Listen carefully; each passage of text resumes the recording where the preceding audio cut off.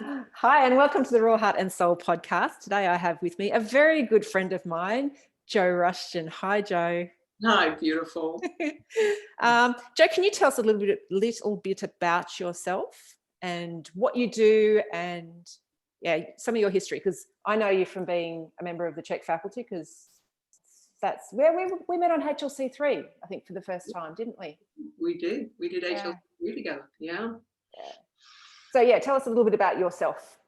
I guess background-wise, formally trained years and years and years ago as a chef, and afforded a wonderful life of travel and exploring cuisine and culture for a number of years. That took me lots of places around Europe and America and South Africa, Channel Islands, and then over to Australia. And it was when I landed in Australia, I just kind of got this sense of, oh my gosh, I'm home.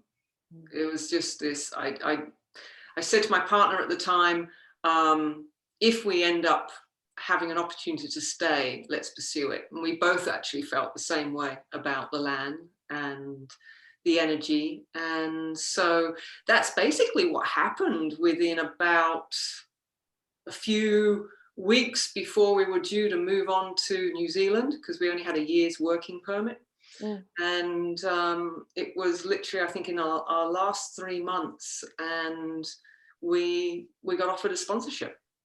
So Was that still teaching cooking and as a chef, or was it, yes, it was. In fact, it was for the Australian Navy. Wow. Out at Watson's Bay.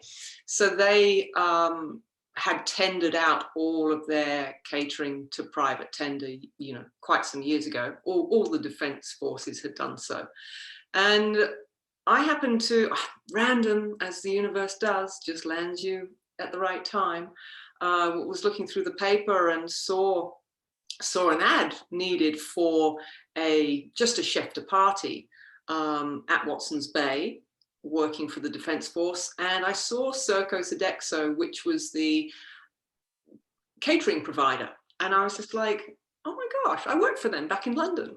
So just followed it up, ended up getting an interview, and then got on really well with the manager there, the catering manager. And he said, you know what, honestly, you could really take a head chef position. Why do you want this position? I was like, well, to be honest with you, I'm really looking for a sponsorship to stay in the country. So if you're willing to support me with that, then you can have my skills and put me in at this level and get twice what you're paying for. Yeah. And that's kind of what I negotiated. And he said, wow, okay, well, look, let me look into what it takes to sponsor you. And that's what we did. And he ended up sponsoring me. And then within 6 months being there, the head chef left and then the executive chef left. And within a year, I was in that position. And then they sponsored my residency. So, oh, wow. Okay, I was going to ask you how that happened, because it's a big jump. It is. It all happened over a 2-year period of just, landing on my feet, it's meant to be. And the deal was for sponsoring me for residency. I'd give them 3 years of my commitment, which I did. And towards the end of those 3 years, I was losing passion and interest in cooking. Yeah. Mass 400 meals a day, breakfast, lunch, dinner. Yeah. And was no matter how diverse I would try and bring some creativity to the menu, it was never met particularly. Very in a friendly atmosphere. Yeah, they had very standard things that they wanted to be served. So then it was sort of in that I was at that career point, and I transitioned. I came out in '98. So, I guess was out here for a year. So it was really in the early 2000s that I transitioned, and I was really at that crossroads. I didn't really know what I wanted to do. I knew I didn't want to be in the kitchen any longer. and it was my partner at the time. She said, oh, you know, if you're not in the kitchen, you're in the gym. Like, you're always trying to balance the two. Yeah. Why don't you go and study Cert 3, Cert 4 in personal training? And that was literally just a conversation one night in bed. And I was just like, yeah, okay, that's what I'll do. So, you know, I did that part-time, and then because I was, I worked a 9 till 5 at the base. Yeah. I got my certification, and then at the local gym, I took on a job where I'd start programming new members, and that would sort of happen first thing in the morning, last thing at night after work. And then before I knew it, I had people approaching me asking if I would start doing some training with them. And it took me about 1.5 years to build up my business, personal training business, to the point where I was making more than I was doing 9 till 5, Monday to Friday at the base. And so at that point, I'd done my 3 years, and I had decided that, you know, I was going to transition. So that was sort of my first major transition of career, and out of employment into self-employment, and path of really the path there of meeting Paul, which I guess happened a few years later. Do you remember how you first came across Paul Chek? Do you remember Alan Gould? Oh, Scarecrow Man. That. Yeah. Yeah. Gosh, his name keeps coming up. Yeah. Really? Yeah. In the last couple of months, it keeps coming up with different people. But yes.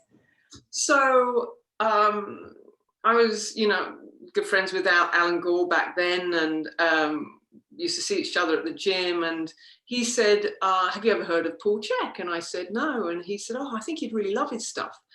And so it was really through Alan that I met Paul. And then my first experience of Paul was a advanced Swiss ball training workshop that he was over doing a tour at the time. Yeah. And I went along to one of those and was just, you know, blown away, as you were. Yeah. And then I decided from there to go and do HLC 1. And that was sort of my initiation onto the path of the Chek philosophy. Did you have, like, was cooking your creative outlet before this? Because now I know what you're doing, and we'll get into that in a little while, but you're very spiritual, you're very creative, you're very in touch with what it takes for you to be fulfilled creatively. Did you find that in cooking and then lose it? Or did you find that in personal training and then not find it? Like, how did that change? That's a really great question. You know, I am very much here learning about manifesting that creative expression. Yeah. And I feel that, yes, all the different things that I've looked to do, creating my highest potential has been very much about how to create a life of joy and abundance and fulfillment. And sometimes we find that through our careers, sometimes we don't. They don't necessarily go hand in hand. But when you're really mastering that creation energy and stepping into learning how to co-create for your highest potential, then my experience of that is that it's morphed itself so many times. So cooking was a creative outlet for me until it no longer was. But there were, in each outlet I've had, there's been some real fundamental lessons about the law of creation. Mm-hmm. You know, I've been learning along the way. Do they repeat themselves in similar ways in different avenues? Often, yes. Until they get learned. Yeah. So tell us exactly what you're doing now, because you did HLC 1, and then I said I met you in HLC 3, and I know at that particular course you were actually there observing as well, because Paul by that stage had asked you to become faculty, I think. Or was it after that? Yeah. So yeah, quite possibly by then. I felt really blessed and honored when Paul said to me, you know, would you like to teach HLC 1? And And it was kind of surreal in a way, because I remember when I got taught HLC1 by Dr. Oliver, Yeah. I remember thinking to myself, oh my God, how cool would it be to teach this stuff and inspire people around these teachings? And then, you know, lo and behold, however many years later, you know, the man himself's asking how I feel about teaching and sharing. Yeah. And so I felt very honored, very blessed. And it's really been a path, you know, I have so much to thank Paul for, because he really initiated me on my path of teaching. And he saw in me what I hadn't yet been able to see in myself.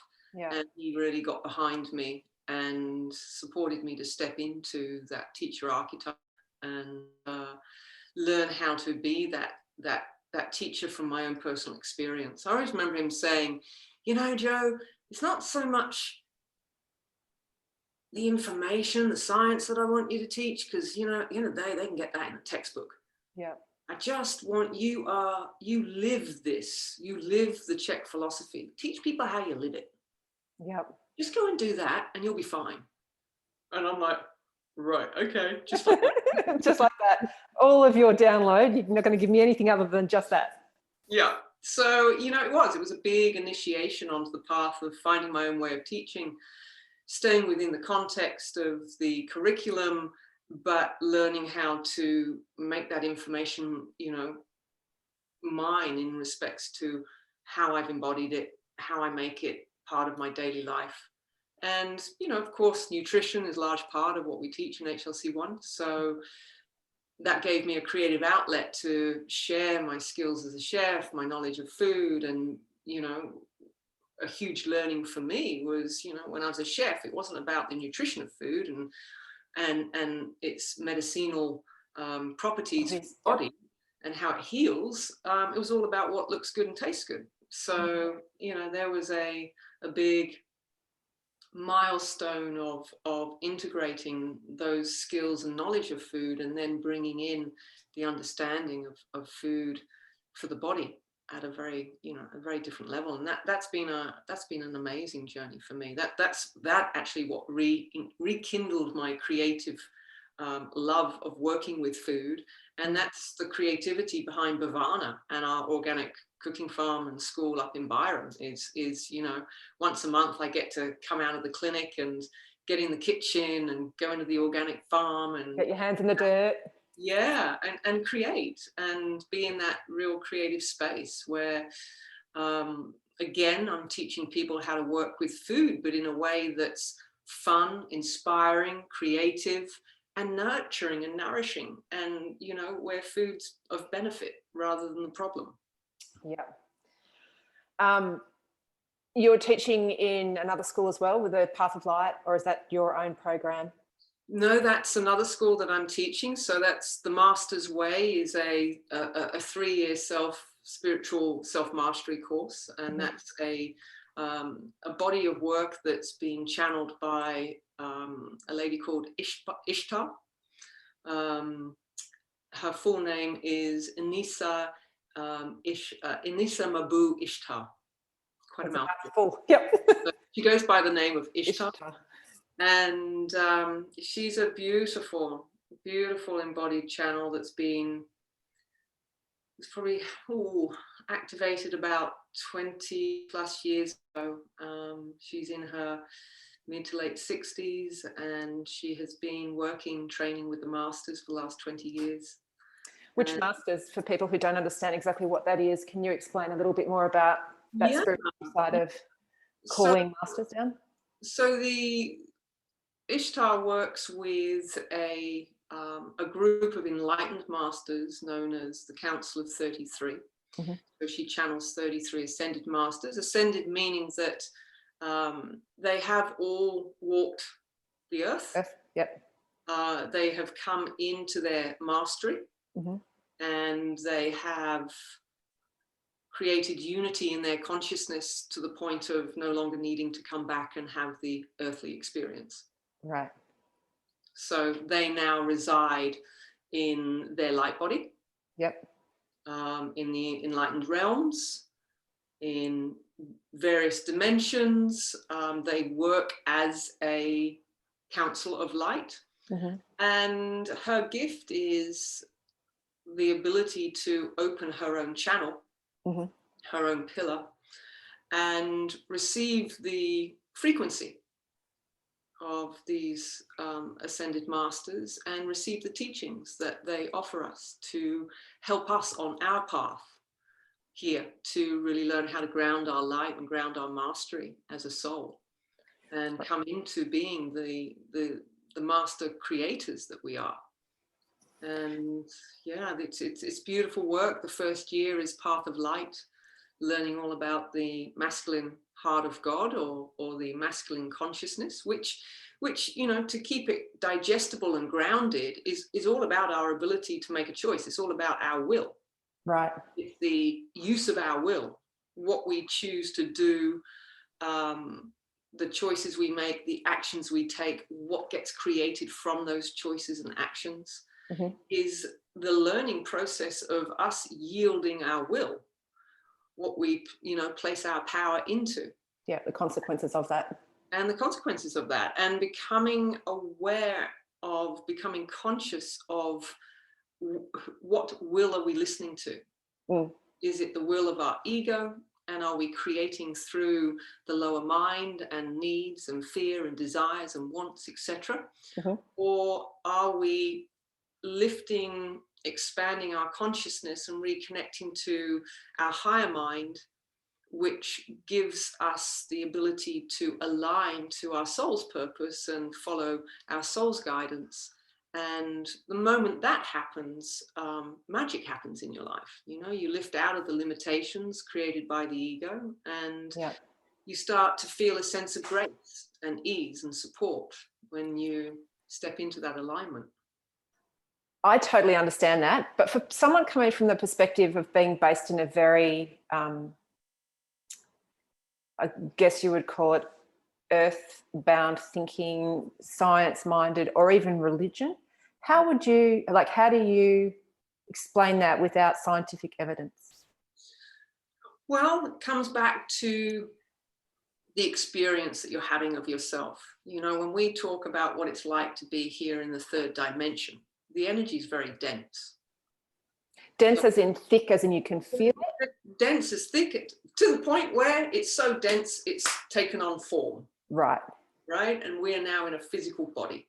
Yeah. And that's the third dimension, our physicality. Matter represents the third dimension. Mm-hmm.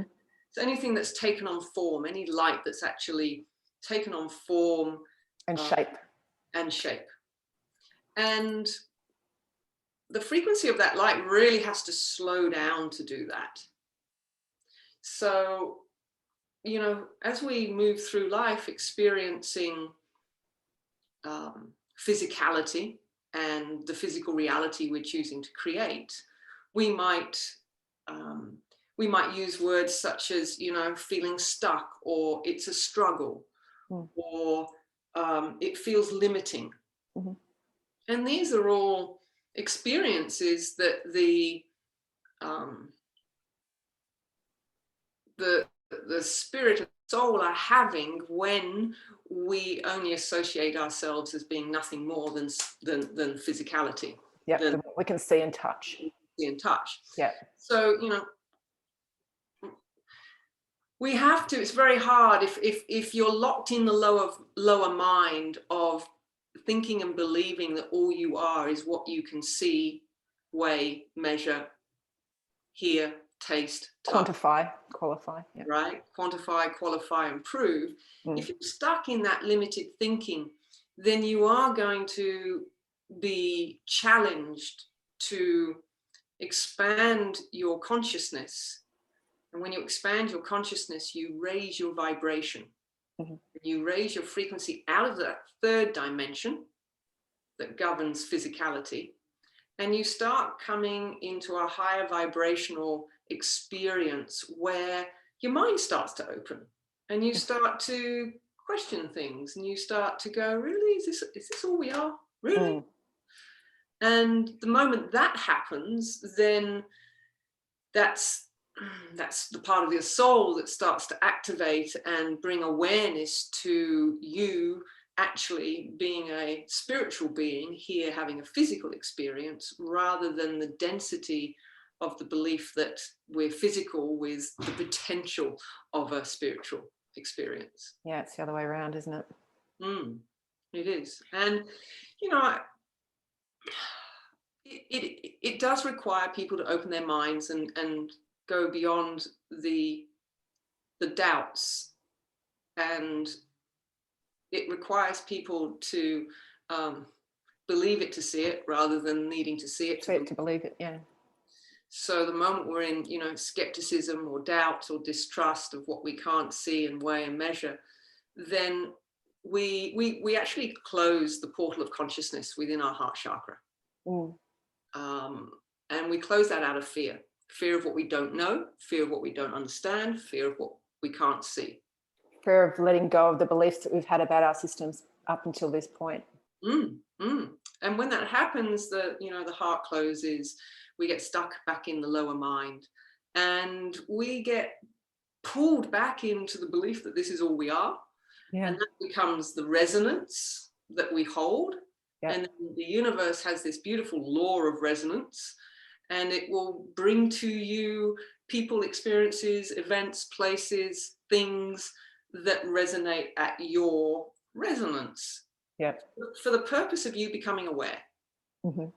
So that you can actually have an experience of yourself. But of course, it comes relevant to that resonance. So you're always reaffirming yourself. You're always reaffirming your beliefs. And to the degree in which they're limited, you'll attract experiences that are limited. And they'll reaffirm, see, told you. Yeah. Until we start to do a little bit of work on ourselves, which is what Path of Light is all about. Yeah.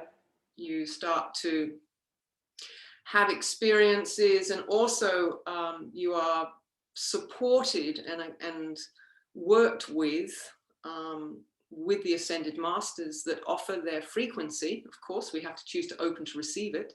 Yep. But they will step forward and they will offer their frequency. And as you make a choice to be inquisitive, curious, open to receive, then what happens is strands of your DNA start to be activated.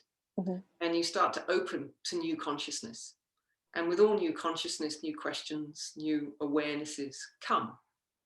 And would you say that's childlike? Like you can become curious about the world around you again? That's right. That's right. Our inner child is the most,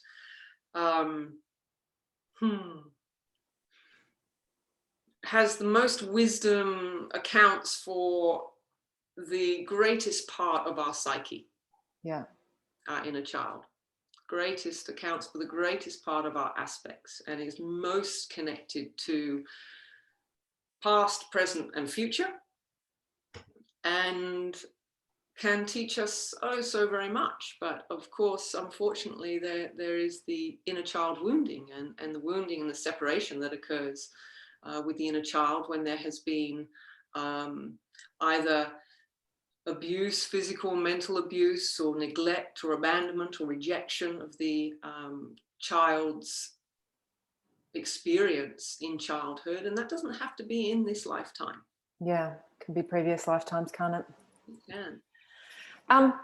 You just made me think of something that I haven't thought of up until now, but that's probably the most repressed of our archetypes, that child, when we're continually told to grow up. Like through one of the things I kept told when I was a child, and I'll tell you a story. I loved Cabbage Patch dolls when I was a kid, and I remember it was my 13th birthday, and I already had 2 Cabbage Patch dolls. And for those who didn't grow up in the 80s, go back and look up what a Cabbage Patch doll is. It was huge here in Australia because it came from America. Anyway, I wanted which was a new one, a Premier Cabbage Patch doll for my 13th birthday, and my mum had asked one of our neighbours and said, "Do you think it's inappropriate for me to get a Cabbage Patch doll for my 13th birthday?" And I think she'd said no. Anyway, I got the Cabbage Patch doll in the end anyway, but I used to hide that from like my friends and stuff, that I used to play with them still. And my dad used to say, "Don't play with those in front of me as a 13-year-old because you need to start growing up." Yeah. So would you say that's one of the things that you see in your practice, that people need to get in touch with that child archetype again? One of the major problems that they have? Very often I do, one of the therapies that I do with my clients is inner child work. And it's a very specific process that involves a state of hypnosis, so that you're starting to access the subconscious and the unconscious. And the process is a process of reconnecting to the inner child and learning. Well, it's a process that is one that is facilitated. It's very beautiful. It's a process of allowing, because it's really allowing what is there, healed and unhealed, to reveal itself. And of course, that can be anything from incredibly traumatic to the realization that our child can be our greatest avatar. And I absolutely, when I look at the path of healing, to bring balance and harmony and healing back to our inner child is crucial, essential, to bring wholeness back to our spirit and our experience here as a human being here. Then yes, the inner child is an incredibly important aspect of our consciousness to work with. And when we do, and we bring that balance back, it's our inner child, as I say, that becomes the avatar to our soul's mission and purpose. It holds so much wisdom, and what is there to teach us. And of course, the attributes of the curiosity and the seeing the magic and the wonder in everything. That's one of the beautiful qualities of the inner child when it's balanced. One of the other questions I wanted to ask you today, one of the reasons I brought you on here, is because in the last 6 months, and we talked about this just briefly before we came online, but what is a codependent relationship? Because people have been asking, and I've been seeing this come up since COVID, but how would you describe a codependent relationship, and how do those symptoms of that affect adults? Where do you start, Jo? Where do you start with that? Well, having traveled through the codependency back into interdependency, I guess I can, share from my personal experience. But the first thing that I would say is that, you don't realize you're in a codependent relationship until you realize, right? You don't know what you don't know. Yeah. And how do we find ourselves in codependent relationships? Well, unconsciously seeking in another what we feel we either don't have within ourselves or don't have the capacity to fulfill the need of within ourselves, whether that's something as practical as looking after ourselves, getting a job, making money, being able to create, all the way through to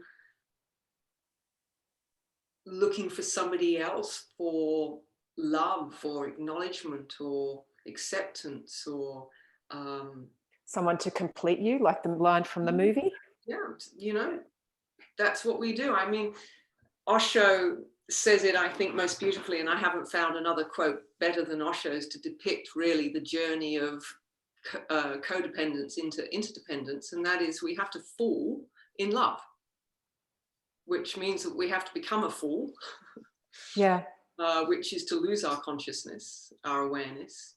And what are we doing when we fall in love? We literally are giving ourselves to the person that we are besotted by, that we're under this magic spell, and that spell of love, believing that they are they complete me, as you say. They're the everything that I've been looking for. Yeah. Really, they're the everything that you think you're not, and they're there to mirror and be the reflection of that. Yeah. But that's one of our lessons, right? That's what we have to awaken and learn to. So, of course, we don't know we're in codependency until we find ourselves there. And the awakening to what we have chosen, can be really painful, Mm. because whatever that catalyst is that occurs in our life, that is the awakening and the realization that how I'm living my life and the choices I'm making and what I'm creating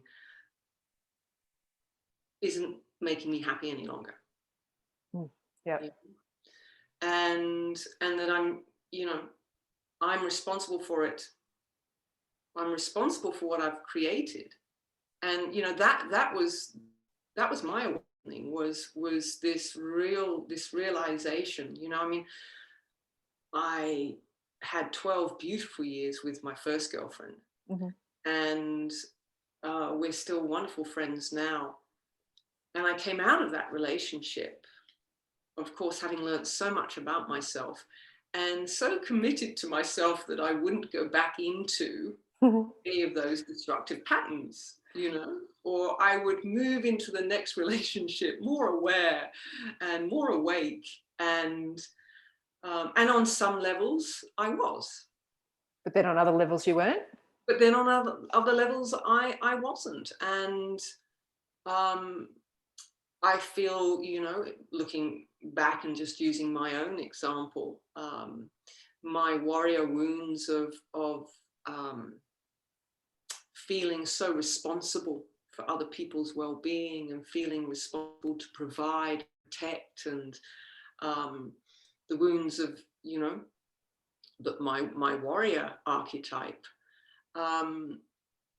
meant that when I found myself in my second relationship, that there came a time when that next catalyst came to wake me up. Mm-hmm. To what are you creating? You're creating the same feeling of stuckness again. Mm.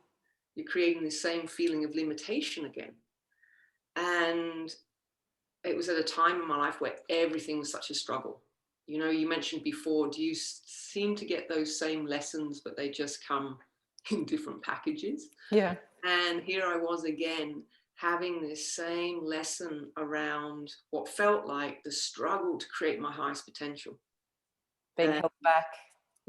Feeling like I was being held back and didn't know how to create it. And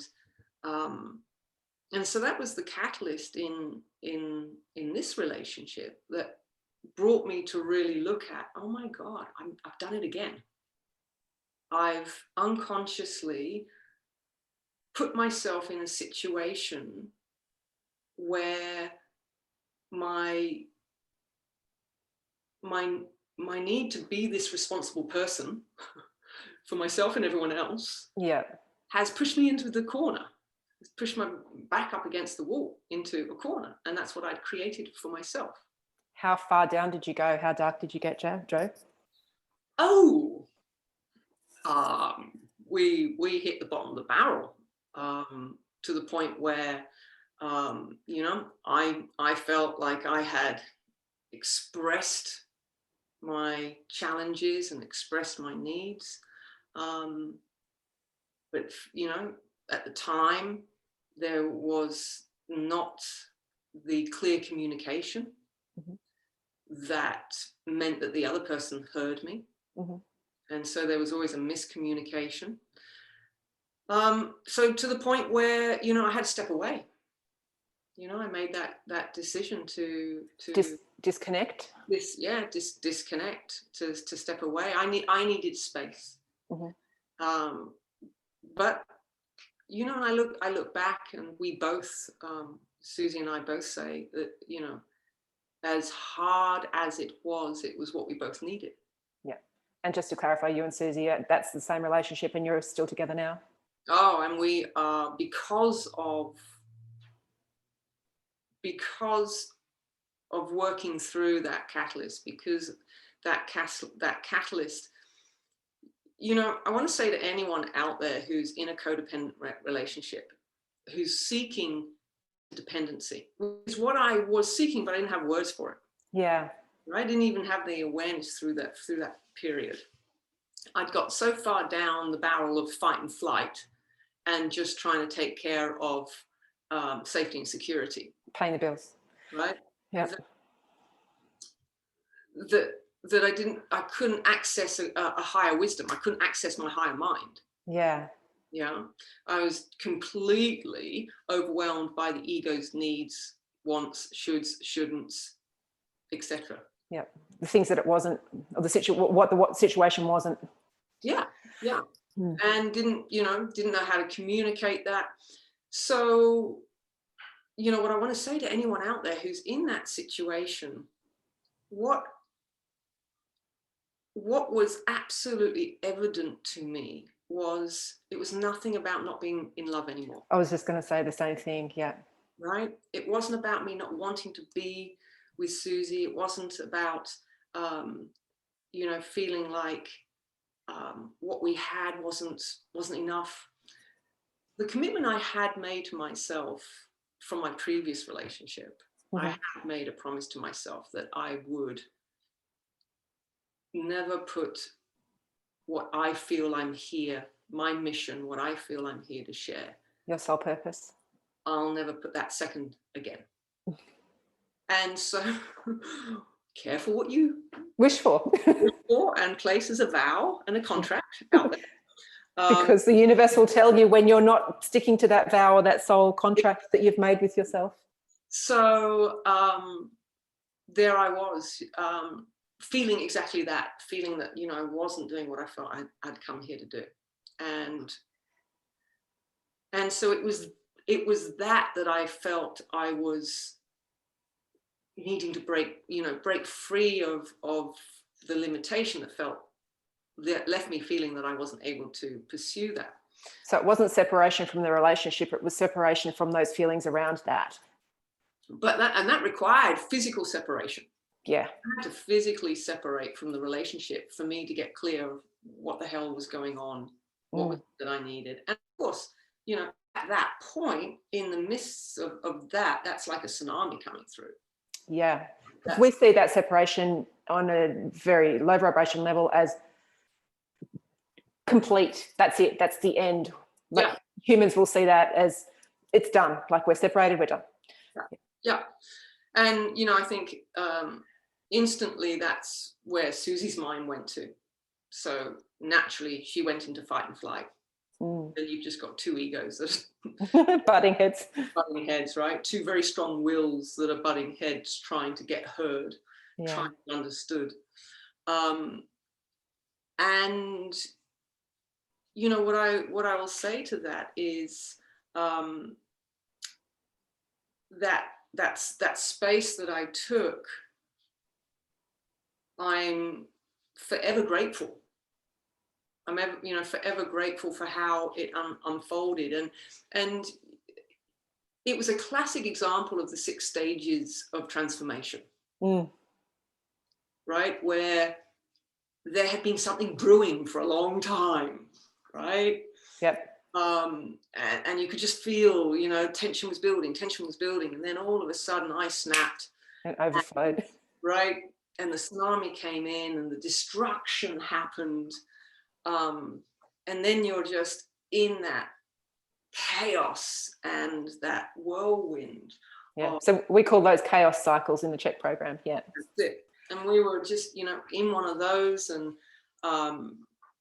that time that I stood back was that time for things to settle down. I needed space, needed to take stock. And it was in that time where I started to get so much clarity about how I had created this codependency, right? Yeah. Now, we both participated in that. Yeah. But I absolutely had a role to play in this unconscious need to fulfill my wounded warrior, right? Who thinks he has to do everything, be everything. Save everybody. Right. And then someone else has got to play that role who, is happy for you to step in and be that person. Yeah. Right? until the scales no longer feel balanced and my warrior's just like can't even pick up its sword anymore. Yeah. And just, you know, it's got no fight left. And that's when I looked and I was like, oh my God, I've just, you know, I've created all of this, that, you know, this is how I've created. And you know, Susie will have her own experience of, you know, understanding what she's created through that, and all of this serving the purpose for us to awaken. All of this serving for the purpose for us to become aware of what we don't want, so we can become more aware of what we do want and step into that new consciousness. That's so important, because people get so lost in that. And of course, to the degree in which there was, you know, there's fear, you fear pursuing something different, you know, and you fear confronting the elephant in the room. You fear confronting, because the truth is, I didn't know what was going to happen either way, but I got to that point of knowing that my mission and purpose was one of the most important things, and my current life wasn't serving that. It wasn't supportive of that. Right. And that became my choice. And from that, as I said, it's been an absolute gift, a gift of so many things, a gift of communication, a gift of learning so much about myself, Susie learning so much about herself, me learning so much about how I process information. I process it through the mental body. Susie processes it through the emotional body. You get those two trying to communicate with each other when the emotions want to be heard, and the mind just wants to logic it, right? just you know, solve the problem. Yeah, logic it out. Yeah. And yeah, exactly. Logic it out and not have to feel it. And so amazing learnings, amazing experiences. We had a dear friend that supported us, you know, through some amazing psychotherapy. And on the other side of that, we are sitting in our own home zones, right? Like by the side of each other, in our own home zones, walking this path now, with this, and it doesn't, you know, we continue to work on it to this day, but this ability to first and foremostly always check in on ourselves, you know, that's step one. Like we with yourself first. With ourselves first. You know, before we go and communicate, before we go and have a conversation. That needs presence. What am I feeling? How do I feel about the situation? What am I taking into this relationship in this moment right now? Yes. What is it that I'm feeling in this moment right now? Self-empathy. Own what it is that I'm feeling. Honor it. Acknowledge it. Hold myself with that. Go and project it. Yeah. Right? Hold it, own it. And, you know, through that self-empathy, you know, what is it that I can do for myself and this part of me? Before I go and articulate what my needs are and put a request out there. Yeah. In the hope that someone else fulfills those needs. Yeah. And, you know, we're here as creator beings and we're co-creating. So it's not that, you know, I've gone on and done a lot of Dr. Marshall Rosenberg's work of nonviolent communication. Right, yeah, okay. And I love that model. But it is just a model, but if you go deep enough, it really, there's such a deeper gift within the practice of NVC, nonviolent communication, that is far beyond just the model and the concept. And what it offers, the gift that this offers, that NVC offers, is a way of communicating with yourself and your own being and your own needs and the deepest part of you.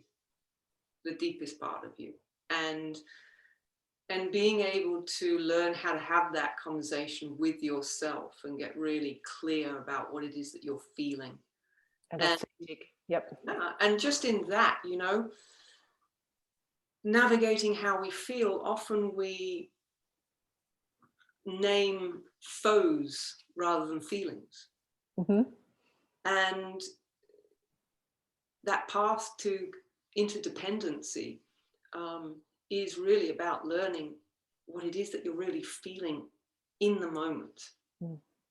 And allowing space for that feeling to be. Allowing, yes. And yeah, for me, a huge learning in allowing myself to have a sensory experience of the feeling. Yeah. What is my body doing? How is that responding physiologically? How am I feel? You know, what does that feeling feel like, rather than thinking the feeling? Yeah. Which would always be my default. I work very much through the mental planes and the higher mental planes, but it needs to be integrated. It also needs to be practiced.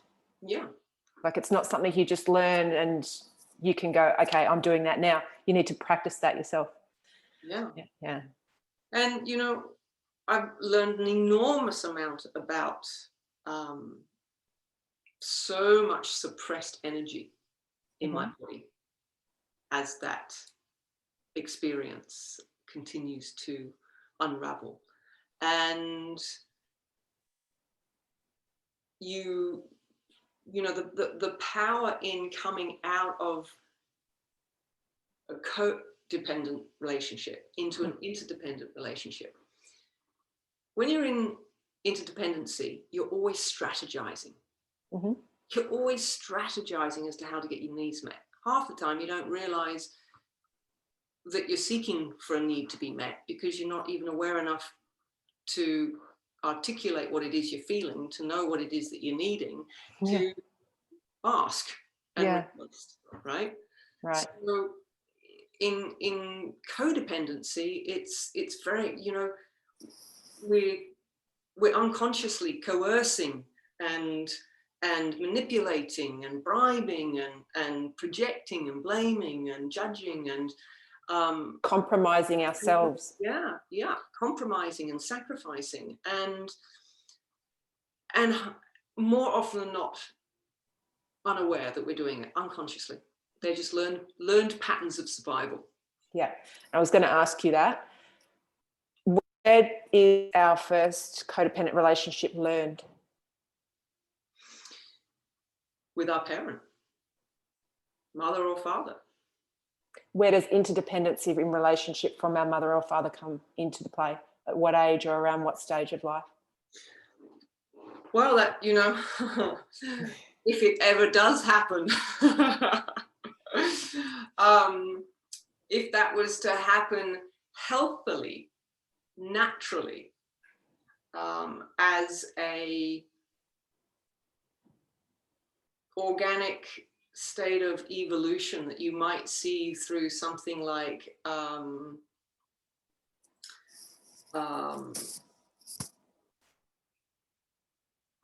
Maslow's hierarchy of needs, of needs, and growing through those needs.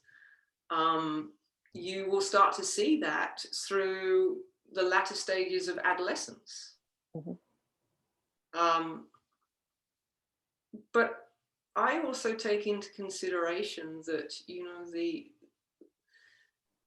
male brain isn't fully developed until, well, some say 21, some say 22 to 23. I've been hearing 25. Yeah. That's frontal lobe. Yeah.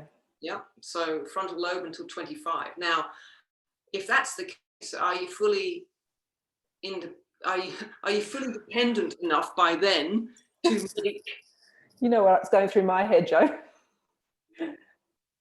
All children are different, and if you haven't listened to my podcast before, I have 6 children, and one of those children is more codependent than the others, and I don't think it's going to be 25.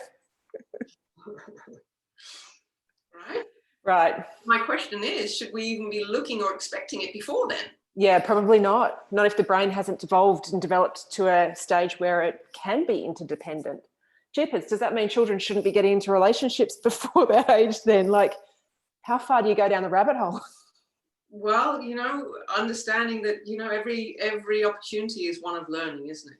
Mm. That's what we're given. So rather than there being a right or a wrong, there will always be just what is unfolding in the moment, whether that's, at a early adolescence, what is ideal. I think every individual has an ideal. It's like our diets, there's no one fits all. Yeah. Yeah. And maybe the best example for this is modeling.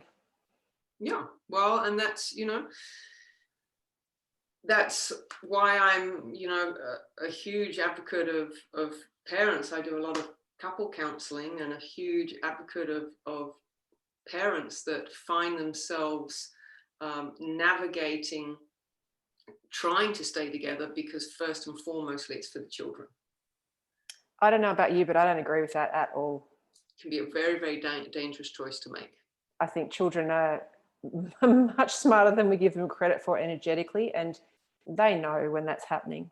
Absolutely. And of course, from what you've just said before, if we're modeling to them essentially that we have to sacrifice, essentially that it's not okay to move forward towards our highest potential, that we have to make choices that limit us and suppress us.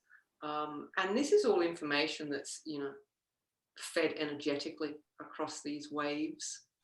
And intergenerational. It's not just our generation or our children. It's, yeah, very much so. Very much so. So, it doesn't surprise me that this is a subject at the moment that so many people are being faced with. I mean, during COVID, we're in lockdown, we're in confined places. You're spending more time than you normally would with the person that, is your significant other. And the law of reflection is going to be, at play a whole lot more than what it normally is. And so probably people are being awakened to the fact that, oh my gosh, I'm in this codependent relationship. I'm playing this role that I don't want to play anymore. How do I, what new role do I want to play? Yeah. Number one. Yeah. How do I stop playing this one? And how can I morph into one that is aligning me more towards my highest potential? And all of those things need to be unpacked and room given for those things to be unpacked. And support networks around that. Yeah, absolutely.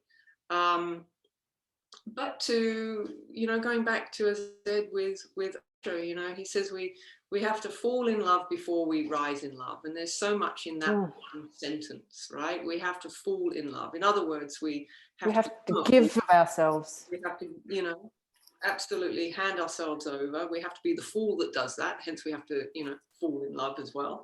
Yeah. But then the rising in love is that rising out of codependency. The rising in love is to realize that love is so much more than the physical experience of love, whether it's intimacy and sex and lust and emotions. To realize that to rise in love is understanding the nature of consciousness that love is. And that love, as we move through that conscious state into the highest expression of love, that one might say is unconditional love, which, is a huge, huge mastery for any human being. And the closest we'll ever come to that mastery in the human form is to start to offer that unconditional love to ourselves. Yeah, first and foremostly. And I think it's unrealistic to, we can aspire through the unconditional love of ourselves. We can choose to, aspire to hold it for another. But first and foremostly, that state of unconditional love, which is not an emotion, it's not a thought, it's not an action, it's a high vibrational state of being that's actually neutral, has no polarity. You're no longer pulled one way or the other. It's this state of really acknowledging, accepting, and embracing what is, no matter what it is. Yeah. And a huge, huge, huge lesson in my life, really coming into a place of unconditional love for myself, because it also means at times not about liking or agreeing with what is, Mm-hmm. right? It's just knowing that it is. Letting it be present, right? Acknowledging it, Mm-hmm. letting it exist however it does exist. Not trying to change it for comfort's sake, for example, or for fear's sake. Yeah, totally. And so, you know, it's a big initiation. Anybody who's brave enough to use their relationship as a path of growth, which you know, is what it's there for. Yeah. But you have to step into it. And if anyone's sitting there feeling like they are stuck, codependent, then, you know, before you go and throw a grenade at your relationship, you know, or you let it continue until the fuse, you know, sparks. I would, you know, if any of these feelings are what you are feeling right now, go away and just start to sit with taking responsibility first and foremostly for your part to play in you know, Co-relationship. yeah, no matter how much you're experiencing something you don't want to be experiencing, look at how it is that you're projecting that out there. Start to take ownership for what it is that you are feeling, what you have created, the role that you play, whether you want to play it or not, you have chosen to do so. Yeah, consciously or unconsciously. Right, and there's your power right there. You're getting to learn about your will, getting to learn about your what we call your light. Yeah. Is that power to make a choice. And if that's where, you know, anyone listening, if that's what they are realizing, then, you know, start to just take some time, create some space, and start to get clear about what it is that you do want, because what you do want doesn't necessarily not involve who you're with. No. I think it's just as important to get clear on what you don't want as well. Yes, it absolutely is. That's, you know, as we know, the nightmare can help us towards the dream. Absolutely. And that's not necessarily that you don't want that relationship. You don't want your part that you're playing in that relationship right now. Doesn't mean the relationship ends. It might just mean that it evolves and morphs. And that's, you know, that's been my experience. We are closer, deeper, more understanding, more supportive, more everything that you hope for, stepping into that interdependent relationship. There's more, there's so much more strength and power in what we have, because we're both standing in our power. Yeah. And that's beautiful. Thank you for being with us here today, Jo. This has been amazing. I also just want to say to anyone who's listening, if you do need help, please reach out to somebody that you trust. You can reach out to myself, or you can reach out to Jo, and her details will be in the show notes of this show. Yeah, but if you're in that space, know that there's light on the other side of it. There is. It's an initiation you're going through, and, you know, growth can be painful at times, but there is a beautiful gift to be unwrapped. And if you're willing to stay the course, then your soul will thank you. It's totally worth it. Thanks, Jo. You're welcome. Thank you.